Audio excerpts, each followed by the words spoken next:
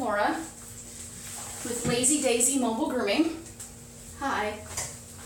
And today I'm going to show you how to line brush, which means how to brush your dog all over and how you get each surface of their hair brushed out and tangle-free. So, this is Habibi. She's a 9-year-old toy poodle, and she's already been bathed and fluffed and all ready for her haircut. So, what line brushing is a lot of times, well, let me go back a step. A lot of times people will brush their dogs and they'll brush just the top and say, awesome, my dog is totally brushed out.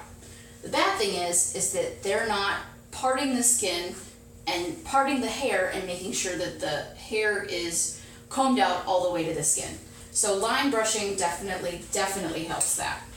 So, and Miss Bibi does not have that much hair to show you. I'll show you in my next video with my Shih Tzu. But what you do is you take two hands, and one hand is going to be your non-dominant hand, is going to be push all the hair you want to comb up. And I always start back to front and bottom to top. So that way, and I kind of mentally put a part down the dog, kind of like you part your hair, and that ends up lay down. Go ahead, lay down. And Bibi's been groomed a lot, so she kind of gets this. So what you're going to do is you are going to start brushing everything up from your hand. So that way, every single thing is brushed out in a line. So, and a lot of times the worst parts of matting are the legs. So you got to go from the tips of their toes all the way up. And you also have to use the correct brush. Some people are afraid of slicker brushes because they feel them and they're too pokey, but there are actually different types of coarseness to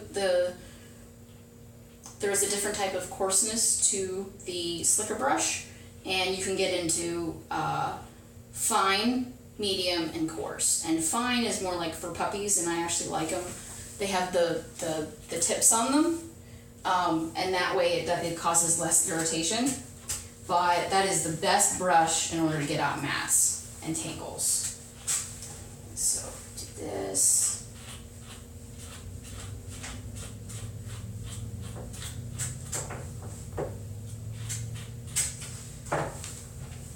And the places that get matted the most are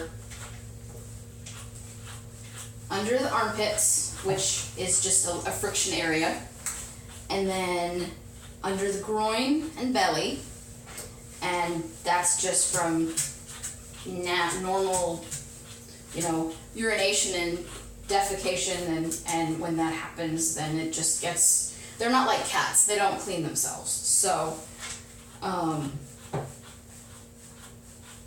see the line as I'm going up?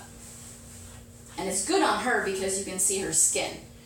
So, and then on the ears, you just have to be really careful to find out where the ear leather is. And I had to take out a cotton ball because that was when I was left in during the bath. And everybody, one thing is that if you do find a mat that you just cannot brush out, especially on the ears, but anywhere, whatever you do not cut it out without putting a comb, whether it's metal or whether it is plastic. Put the mat in between the hair and the skin. So for example, she's not matted. Pretend this area is matted, so that I can't get it out, I need to cut it out. What I'm going to do is I'm going to put a comb underneath and then cut right here. I have worked in a vet's office, and I can tell you a lot of stories where the owner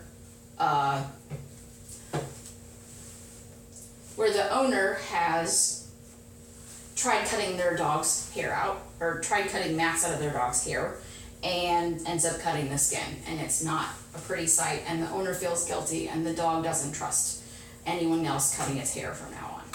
So after you think you're brushed, then it's time to go with a fine-tooth comb.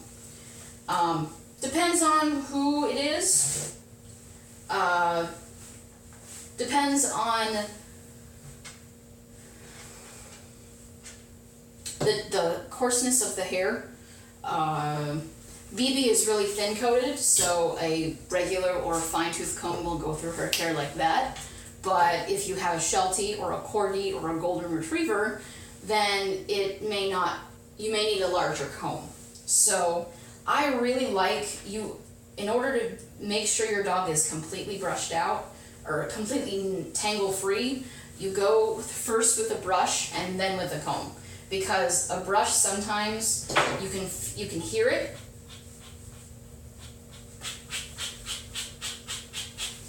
and it'll sound like you're getting all the mats out.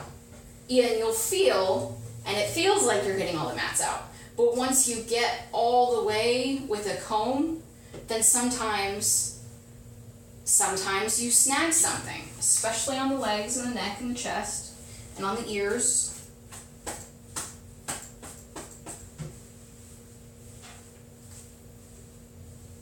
And keeping your dog tangle-free is much easier for them because it allows air to circulate through the skin, and it also helps your groomer the next time they go in because it's less stressful on the dog. I mean, basically, if you only brushed your hair once every 6 weeks and then you go to the beauty parlor, imagine how tense you're going to be. And it's not going to be a very exciting experience, or it's not going to be very relaxing for you. And yes, most dogs treat grooming similar to a vet, not because they don't like the person who's grooming them, they just don't like the process. They don't like, some dogs are very personal, and they don't like people touching their private areas. I know that if somebody did that to me, I would not, without my permission, I would be very upset. So that is the way to fully brush out your dog. And if you have any questions, you can email me at either leave something on the comments, or you can email me at info@lazydaisymobilegrooming.com. And I am a house call groomer located out of Austin, Texas, and I am one of the first house call groomers to be in the Austin metro area. Thank you very much.